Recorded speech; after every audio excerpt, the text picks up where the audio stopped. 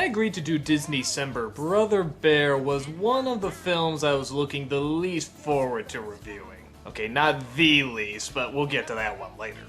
I remember seeing the trailers for it and just looking incredibly uninterested, and yeah, I guess everybody else did because the film apparently didn't do very well. Well, I sat down, I watched it, and I have to say, at first, I was friggin' blown away by it. The people were likable, and the myths were likable. All I was saying to myself was, holy smokes, this is what Pocahontas should have been.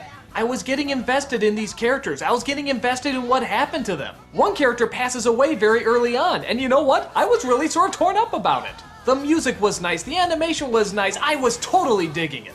And then our main character turns into a bear. This is where it all goes downhill.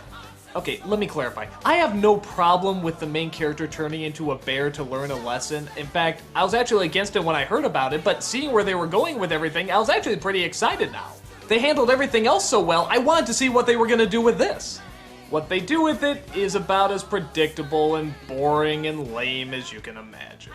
You see, the spirit of the mountain, or something like that, takes the body of a young man who's looking for revenge on a bear and actually turns him into a bear. Well, he of course wants to turn back to human and comes across some colorful characters along the way.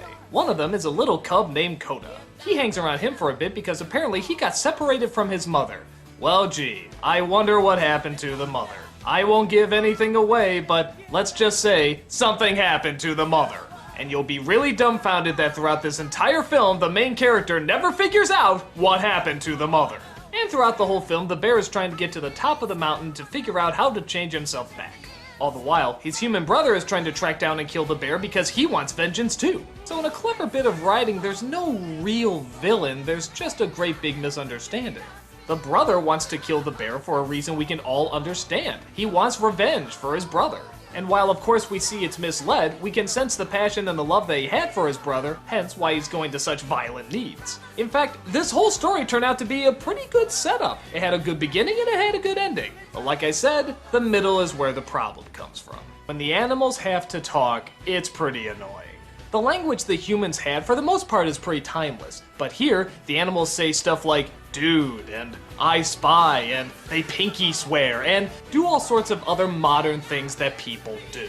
And I'm sorry, that's really distracting. And on top of that, it doesn't make us connect as well to the characters. What you were doing before was great. We were connecting with the people because we were connecting with their culture, and their passion, and their beliefs, and their myths. If I was driving, this never would have happened, Oh, eh? just stop Never it. let me drive. You can't believe you totaled a mammoth. That kind of takes us out of the magic.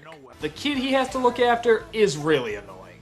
Again, you have to be really careful with a little boy who's trying to act tough because that can either turn out really annoying or really charming. This is really annoying. Surprisingly, at first, I was really getting into the music. Yeah, I thought it was sounding really nice. I saw that Phil Collins was attached to this and I dreaded it, but when I was hearing that opening music, you know what? I was really into it. But then... you just couldn't stay out of it, could you, Phil?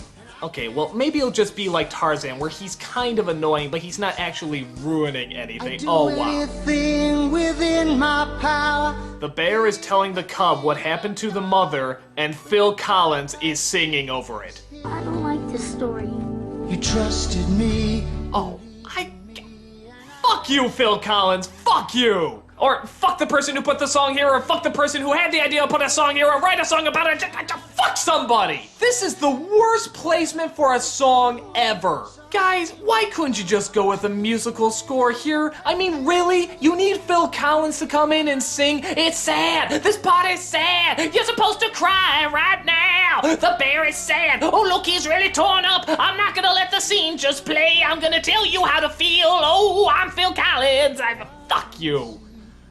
So yeah, the obvious plot that anybody can figure out, the modern talk, the Phil Collins songs, you'd really think I hate this movie. And, well, yeah, I do really hate parts of it, but damn it, those other parts are so good! I mean, talk about being so close and yet so far.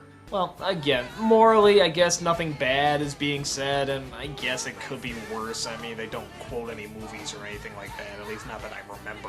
But oh, it was so close! You almost had this really perfect, wonderful Disney movie and Phil Collins, modern talk, pinky swear, Oh, it frustrates me.